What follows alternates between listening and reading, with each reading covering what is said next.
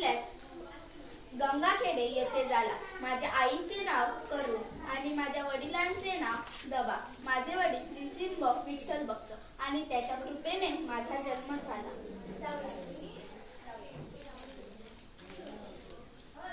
सुंदर माझे जाते ग फिरते हे बहुत, सुंदर माझे जाते ग फिरते हे बहुत.